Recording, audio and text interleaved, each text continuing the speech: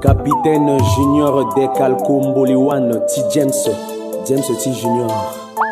Girafe Noire, Mamona Dia Waliti Junior de la génération douée, si tu es continué, ici il faut une autre vision de génération douée. Il y a là, il pensait à la génération douée. Et ici, ici, Baba Barthélemy Boganda. Baba Barthélemy Boganda, le pic à l'Itilolani, si tu es Kodroti Asigina Tingba. Donc on arrive au père fondateur de la République centrafricaine qui a pensé notre pays. Donc on va rentrer un peu en profondeur. Et ce monsieur, avec beaucoup de respect, il a fait cette lutte pour sortir de l'esclavage. Et donc, monsieur Barthélemy Boganda, tout le système qu'il y a ici, c'est son système.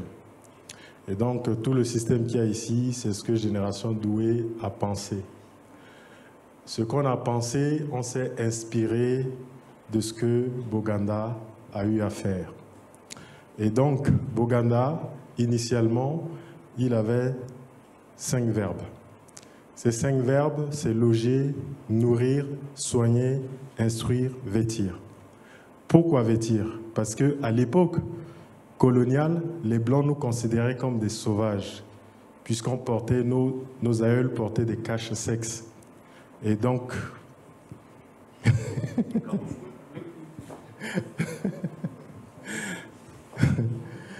ils portaient des caches-sexes.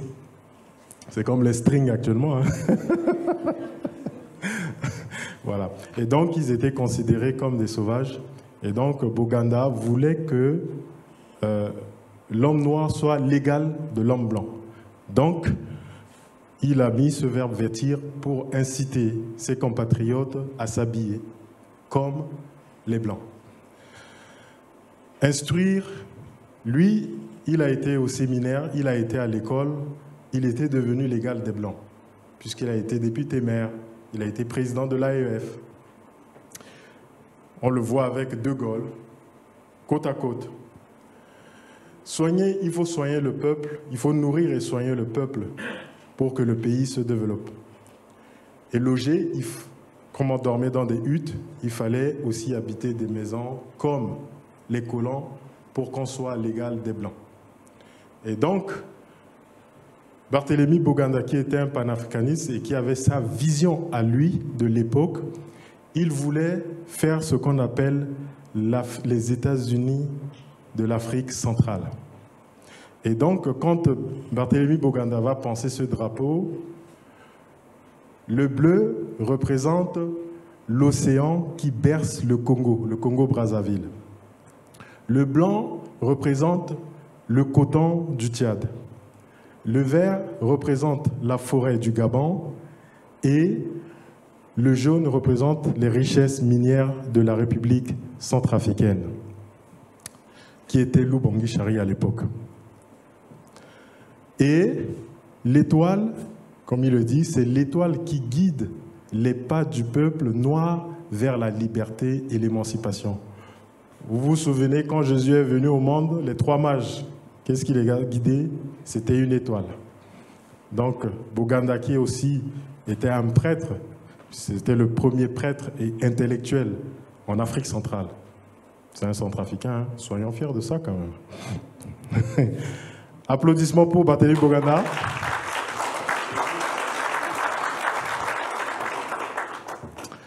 Alors, donc nous allons nous inspirer de Barthélemy Boganda. Mais Béni et Kana Centrafrique, dès qu'on voit les élections arriver, les politiciens disent « Je suis l'héritier de Barthélemy Boganda ». Les 5 verbes. Je vais faire les 5 verbes en République centrafricaine. Loger, nourrir, soigner, instruire, vêtir. Mais nous sommes une génération douée. Tarata, génération douée. Monseigneur Naye, à la pika, Sakura, l'utilokete.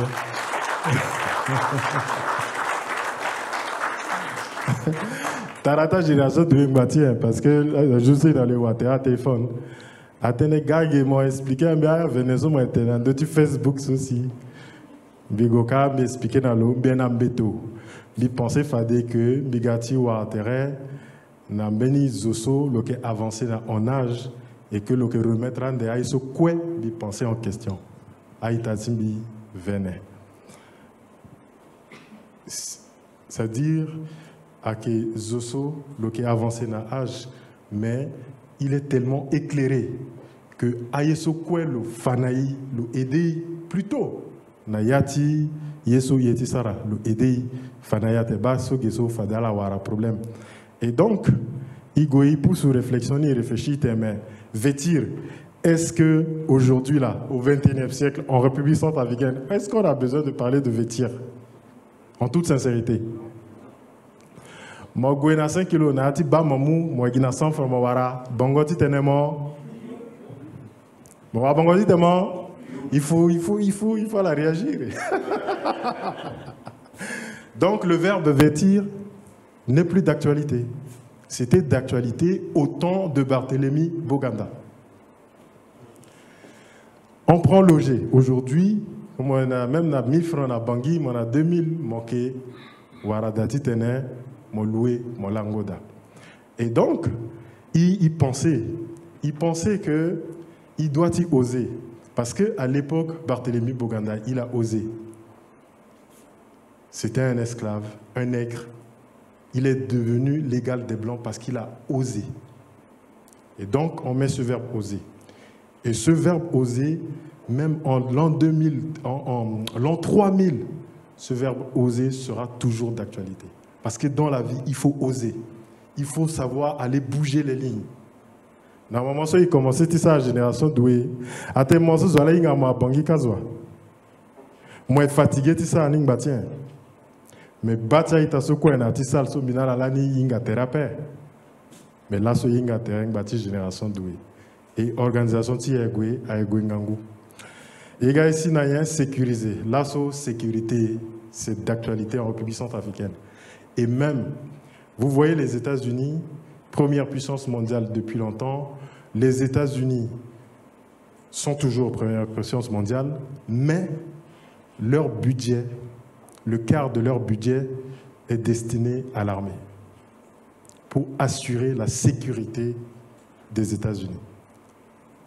Donc, la sécurité sera toujours d'actualité. Nourrir, donc on a repris le verbe nourrir de Barthélemy Boganda. Qu'on le veuille ou pas, même si on atteint un niveau raisonnable, il faudra toujours continuer de nourrir le peuple. Donc, ça va tourner autour de l'agriculture et de l'élevage. Si on continue, on arrive à soigner. Il faudra toujours soigner le peuple. On ne peut pas baisser la garde. Même si on atteint la pointe de la technologie en matière de santé, on doit toujours continuer de soigner le peuple. Instruire, il faut instruire le peuple. Instruire le peuple, pourquoi? Parce que dans un pays, c'est les ingénieurs, les techniciens, les informaticiens, les juristes, les économistes, c'est tout ça qui fait une nation. Les médecins, c'est tout ça qui fait une nation. Et pour devenir médecin, on est tous intelligents. L'intelligence est innée. On vient au monde avec l'intelligence. Mais on va à l'école pour acquérir la connaissance. C'est important. On va à l'école pour acquérir la connaissance. Il y a Gwena Dambeti, si tu es un mandat, gango médecin. Parce que maintenant, ça expérience, à la picalité, peut-être, même avant de la warayeni. Donc, mon mandat, aussi, mon outil, activité, mon sarani. Et donc, il y a ici, bâtir. Instruire, aujourd'hui, 85% de la population centrafricaine est analphabète, ce qui est inadmissible. Nous sommes au XXIe siècle, s'il vous plaît.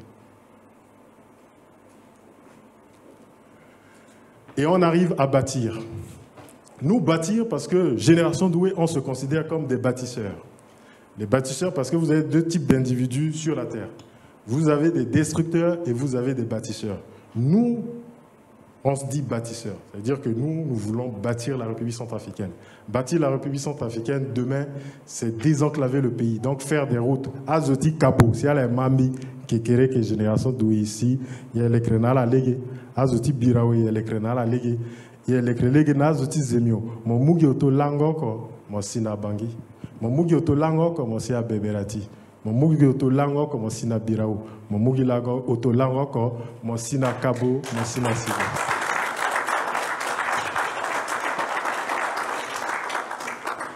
Et donc, Titene Kiri, Baba Barthélemy Boganda, comme arrivé à convaincre à Itati Afrique centrale, Titene Alassa, États-Unis d'Afrique à paix, la République centrafricaine a hérité par défaut de ce que Boganda avait pensé pour l'Afrique centrale.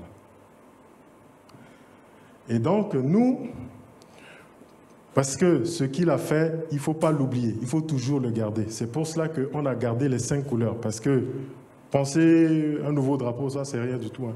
Moi, en 2 jours, je pense à un nouveau drapeau. Même Shadrach ou Boni, on pense à un nouveau drapeau. Mais on a voulu garder ça pour rendre hommage à Barthélemy Boganda. Et donc, le bleu représente les cours d'eau en République centrafricaine. Le blanc représente le coton qu'on produit dans le WAM. Le vert représente la forêt de la Lobaye Mambéré, même dans la Waka. Le jaune représente les richesses minières Bria, dans la Waka, le Mbomu, Ombomu, la Vakaga. Et notre organisation qui s'appelle Génération Doué sans trafic. Génération Doué, pourquoi? Parce qu'il considérait que Eka Finia Ngwatia Zo, son zapazana CCI, titene à la ga, n'ambeningoy oko, ce titene à la boumitere, fallait changer destinée, ti kodrotala. Donc,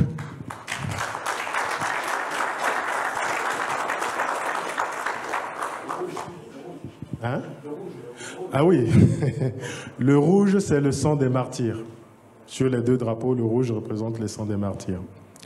Et Génération Doué, j'ai pris l'exemple, pour ceux qui écoutent le français, j'ai pris l'exemple du Brésil, au temps de Pelé.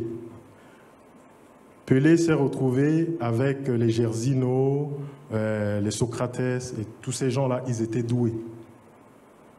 Et ils se sont retrouvés à une époque où ils ont transformé le Brésil. Ils ont gagné 3 fois de suite la Coupe du Monde.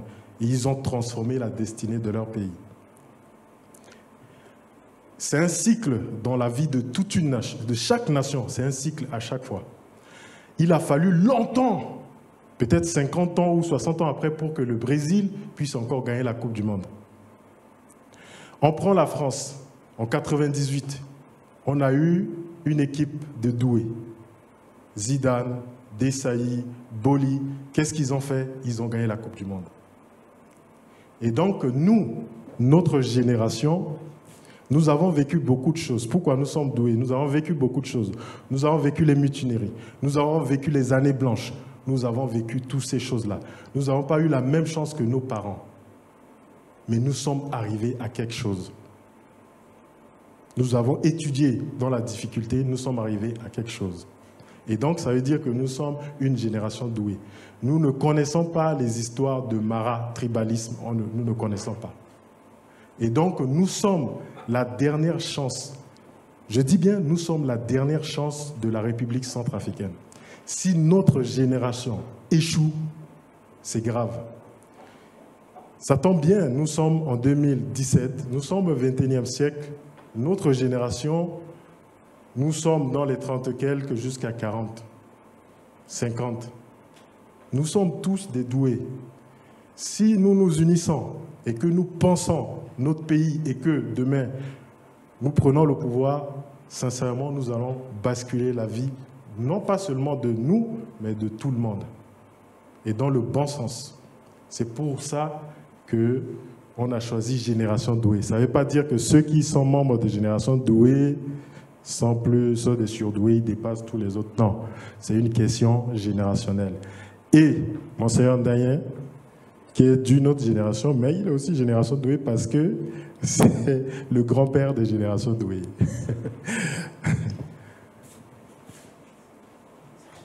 Oui. Les étoiles. Les étoiles. Alors, nous voulons faire une fédération comme Barthélemy Boganda voulait le faire à l'époque.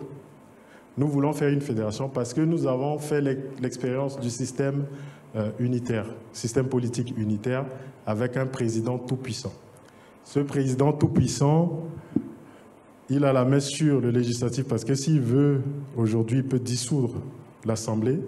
Il a la main aussi sur la justice puisque c'est lui qui désigne les membres du Conseil constitutionnel. Donc, pour nous, ce n'est pas normal de donner tous les pouvoirs à un seul individu.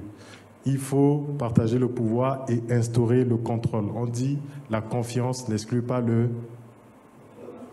La confiance n'exclut pas le... Voilà, le contrôle. Donc, nous nous sommes inspirés, nous avons hérité le système immunitaire de la France. Vous voyez Macron en France, il a plein pouvoir. Si Macron veut aujourd'hui, il dissout l'Assemblée. Le pouvoir lui donne, c'est un système de gouvernance, ça lui donne ce pouvoir-là. Et puis vous avez de l'autre côté un autre système qui est le fédéralisme. Et ce système-là, c'est le système qui se trouve aux États-Unis, au Brésil, en Suisse, en Allemagne, et on...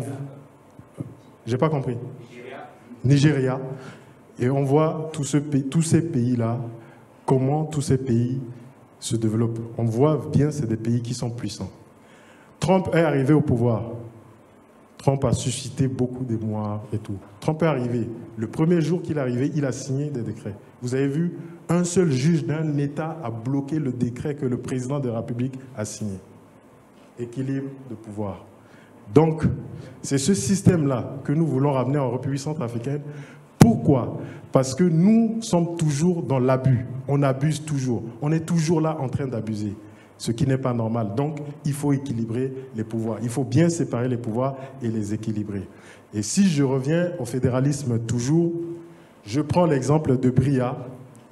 Bria produit beaucoup de diamants. Tout le diamant que Bria produit, c'est vendu. Cet argent est envoyé au trésor public centrafricain. Ça nourrit le président, ça nourrit les ministres, il faut voir leur ventre. Ça leur achète des véhicules de 50 millions, 60 millions. 100 millions de pièces. Et Bria n'a pas d'hôpitaux, Bria n'a pas de route, Bria n'a pas d'école. Est-ce normal? Voilà, c'est pas normal.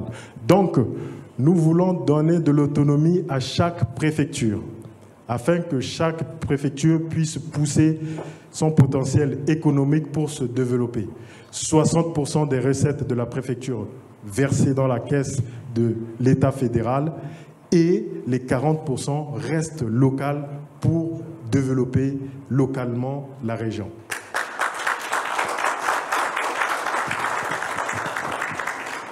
Et donc, comme nous avons 16 préfectures en République centrafricaine, nous avons décidé de représenter ces 16 préfectures-là sur le drapeau. C'est pour cela que vous avez le drapeau bleu, blanc, vert, jaune, barré de rouge, comme le drapeau de la République centrafricaine, mais avec les 16 étoiles qui représentent les 16 préfectures.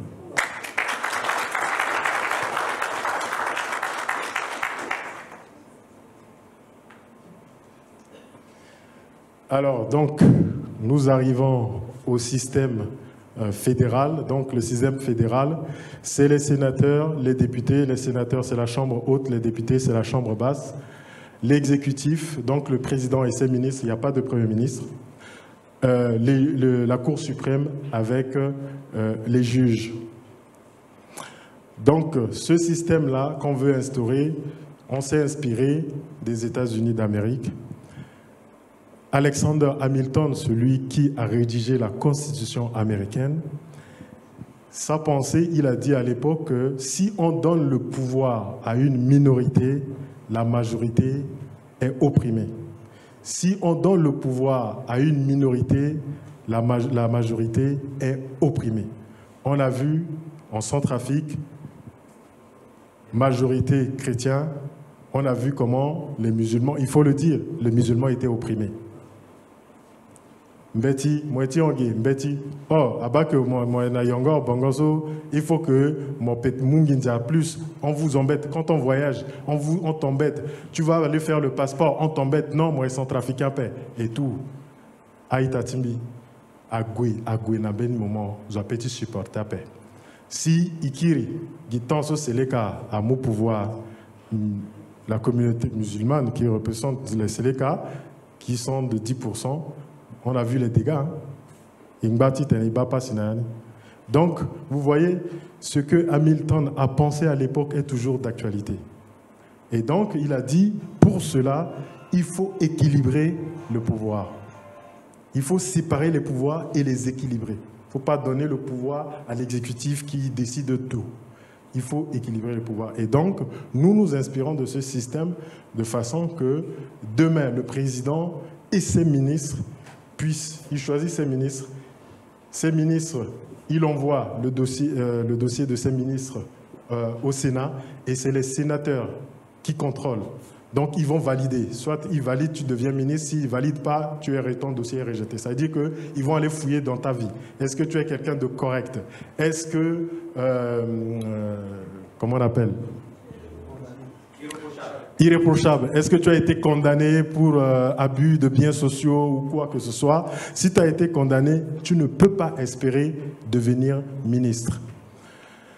Le président nomme les juges qui siègent à la Cour suprême. Et ces juges qui siègent à la Cour suprême, ils sont nommés à vie. Ça veut dire qu'il y a un président qui peut les nommer, mais le président, il n'a qu'un mandat de 4 ans, il va partir, mais d'autres présidents arriveront. Donc, ils seront indépendants de ce président-là. La Cour suprême, les juges qui sont là, c'est les juges qui garantissent la Constitution. Donc, à chaque fois que les lois sont votées, ils vont voir si ça respecte la Constitution.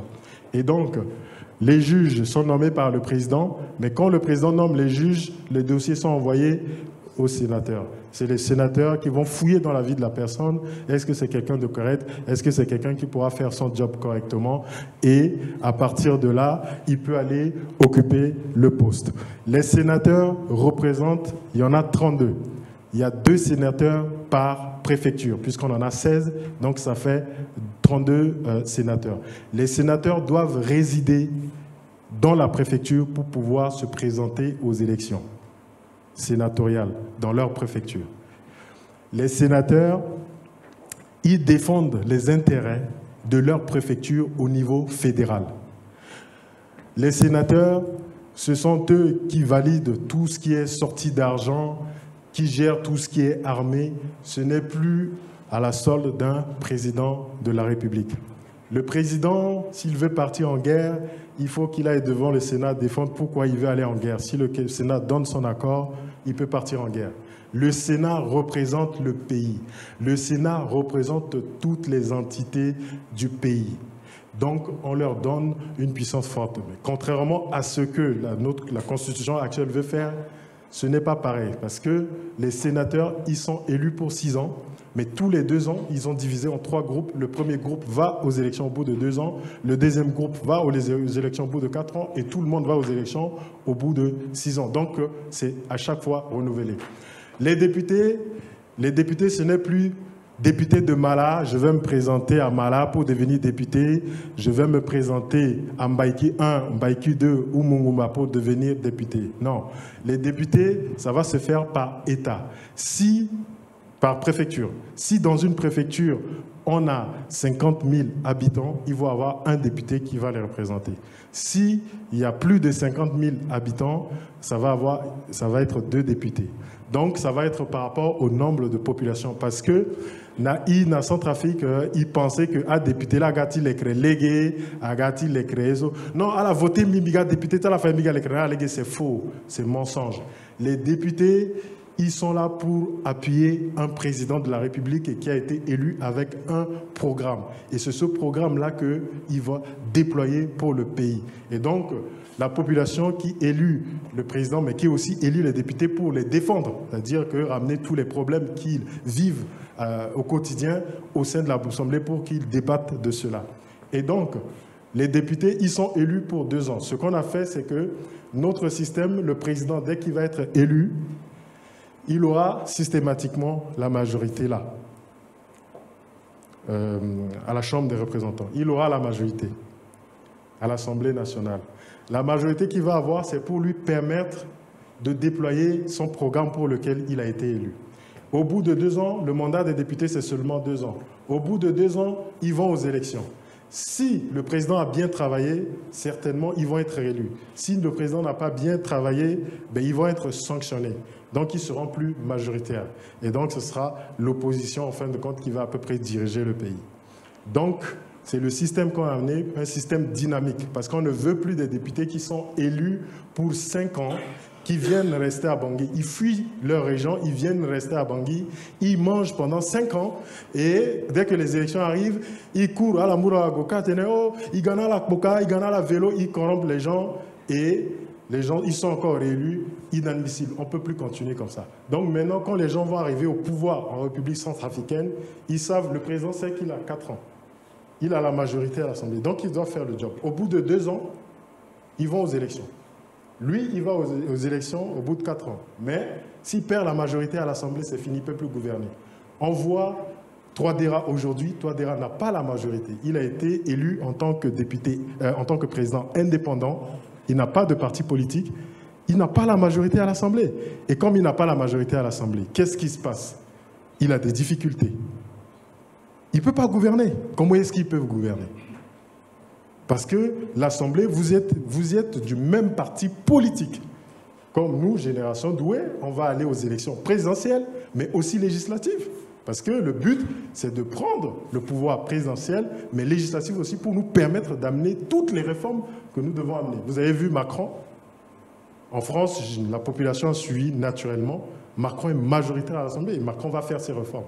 C'est comme ça. Donc voilà le système que nous voulons ramener demain en République centrafricaine, qui sera un système dynamique et que les gens vont arriver là. Le mandat de président, c'est 2 fois 4 ans, hein, comme aux États-Unis. Tu fais 8 ans, tu t'en vas, c'est fini. Tu reviens plus, tu n'as plus le droit de te représenter. Donc voilà le système qu'on veut ramener. Et donc ce système-là, on l'a pensé comme ça. J'ai fait un schéma qui représente le contrôle qu'il peut avoir entre toutes ces entités avec les élections et tout. Et contrairement aux États-Unis, nous, c'est le... comment on appelle c'est le peuple qui élit. C'est pas... Parce qu'aux États-Unis, ils élisent les grands électeurs et c'est les grands électeurs qui élisent le président. Chez nous, ce sera le peuple directement. Donc au suffrage universel direct. À un tour. Ce système-là sera... À un tour. À un tour, pourquoi? À un tour, pourquoi? Parce que nous allons mettre en place ce qu'on appelle le bicamérisme. C'est-à-dire qu'on a 3 systèmes de partis qui existent. On a le monopartisme, qui peut être la dictature, c'est-à-dire un seul parti. On a le bicamérisme, c'est 2 partis. Et on a le multipartisme où on peut avoir plusieurs partis. Et normalement, le multipartisme, c'est considéré comme de l'anarchie, le désordre. Aujourd'hui, je ne sais pas, Génération Doué, peut-être on sera 100e parti politique en République centrafricaine. Ce qui veut dire que mettez vos téléphones en silencieux, hein, c'est simple. Hein. Les Blancs, ils ont pensé à tout. Donc, ce système-là, nous allons ramener ce qu'on appelle le bicamérisme. Le bicamérisme, ça veut dire qu'on va dissoudre tous les partis politiques en République centrafricaine. On va créer 2 grands partis avec 2 courants d'idées. Tu veux, tu adhères à l'autre parti ou à l'autre. Et donc, les élections, aujourd'hui, par exemple, on va à l'élection présidentielle. Nous pouvons avoir, par exemple, les élections passées, on a eu combien? 30 candidats. Ce qui va se passer, c'est qu'il va y avoir des primaires. Les gens, tous ceux qui veulent devenir président, ils vont faire une primaire dans leur parti. Celui qui gagne, il représentera le parti. Et donc, on n'aura que 2 candidats à l'élection présidentielle. Et donc, c'est à un tour. Celui qui gagne, il est président. Voilà. Alors, donc ça, c'est le système qu'on a pensé.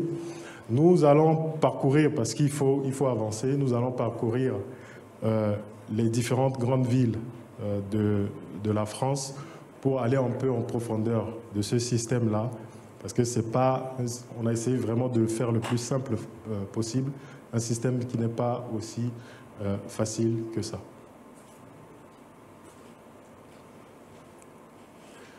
On a ramené le même système au niveau des préfectures.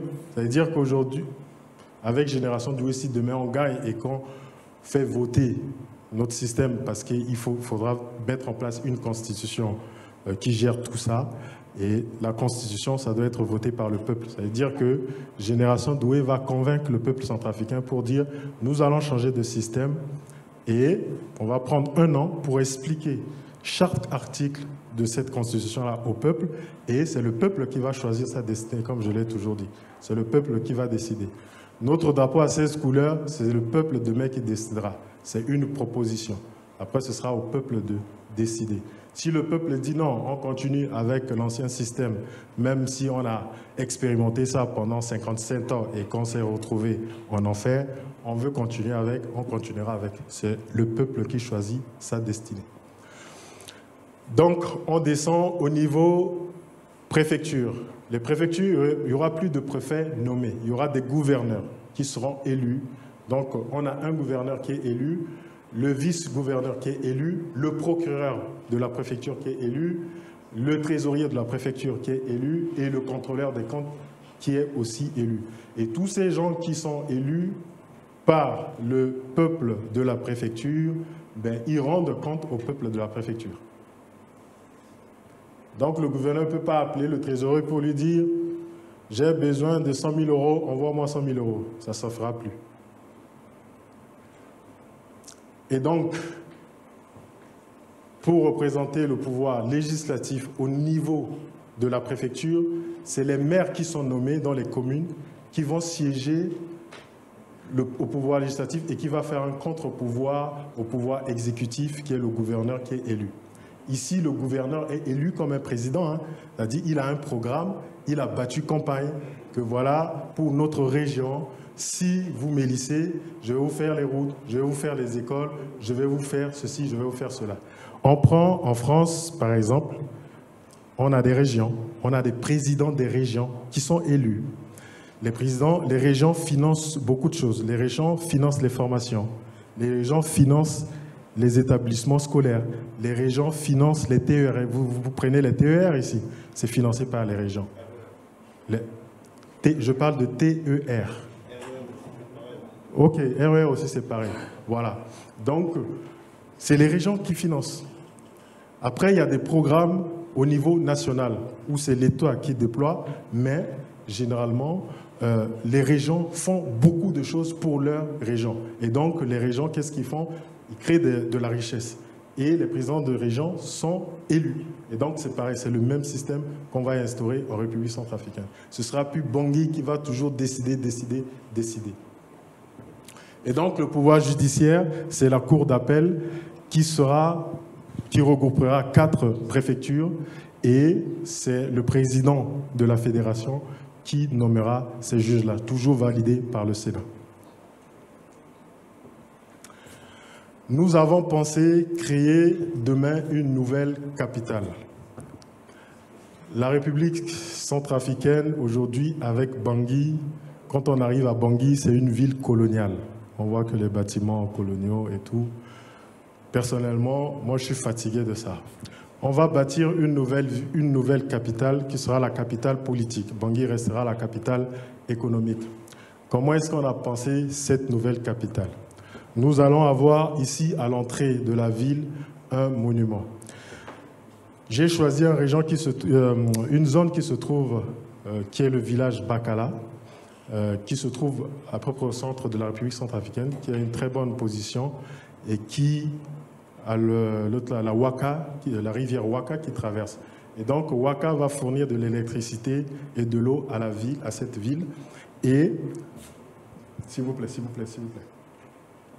Et donc, à l'entrée, nous allons bâtir un monument. Ce monument-là, on va inscrire le nom de tous ceux qui sont morts en République centrafricaine, suivant les mutineries et tout, sur ce monument-là.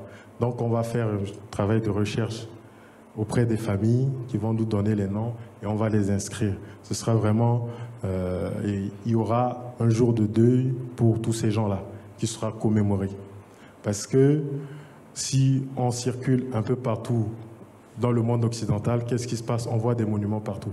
C'est pour rappeler aux gens tout ce qui s'est passé pour ne pas qu'on puisse refaire à chaque fois la même chose. Et donc, on va avoir une grande avenue entre ce monument et le palais présidentiel.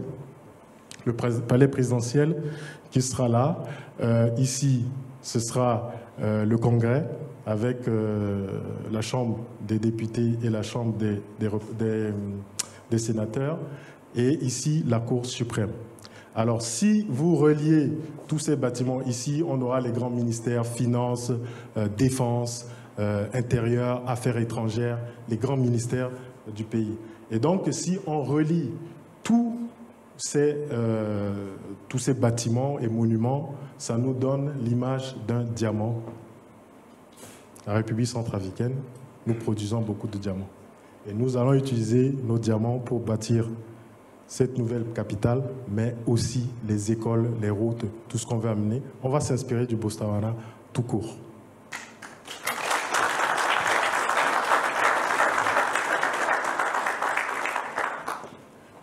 Voilà.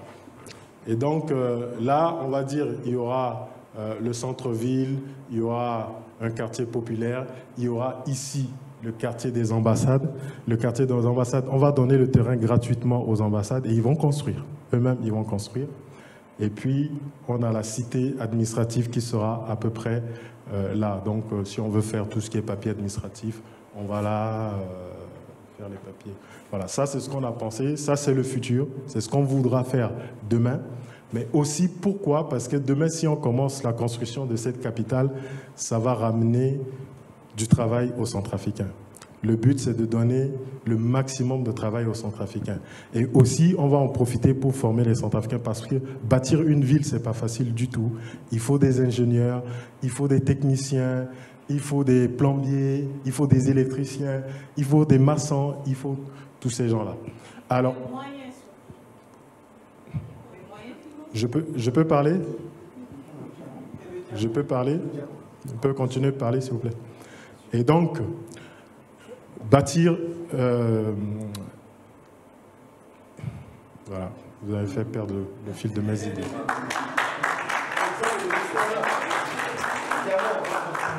Voilà, on a vu l'exemple, hein, on a vu le Botswana. Quand ils exploitent bien leurs richesses, ils font des merveilles. Voilà. Donc, la question dont ça s'est posée, c'est que nous n'avons pas les moyens, comment est-ce que nous allons faire?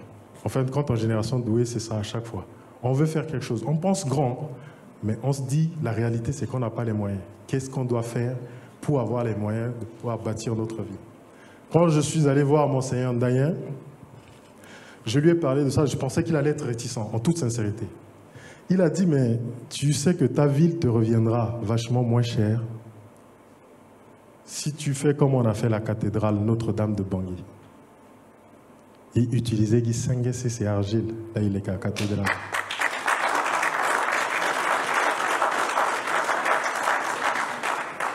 Et cathédrale, on jusqu'à... Et le Tambiatenen, il gagnait projet contre Esso Bouygues, na Cameroun, parce qu'on utilisait la même méthode là, on construit une université catholique na Yaoundé. Et l'université est toujours là. Et ça, nous, on a de la terre, il y en a cessé, il y en a argile. Le Tambiatenen, il y en a encore à Guikeke. Parce que si tu as une zone à Brikni, il y a que ça, déforestation. Si tu as le mitene, mais si tu as un barrage dans le Waka, si il y a une briqueterie. Donc, on utilise le four électrique, on a l'électricité, on ne va plus toucher au bois. Et donc, du coup, on peut bâtir notre ville. Et Mikir, on voit Rome, parce que c'est comme ça qu'on fait. On repart en arrière. C'est-à-dire Rome, comment ils ont fait à l'époque, les Romains. Et on voit qu'ils ont utilisé l'argile. On va aux États-Unis, mais on voit que la plupart des villes, des villes ont été bâties, ils ont utilisé l'argile. Mais il n'a cessé, il était téné, il a été quoi, il a béton. Alors que Yesu point à la lecré, on va jusqu'à l'assaut et on va tibou. Donc, à Kenaï, titene kiri, il posait une jolie question à terre, il utilisait un matériau, il soit à disposition, il tenait ça merveille dans le code entier. Ah, puis quand ça côté.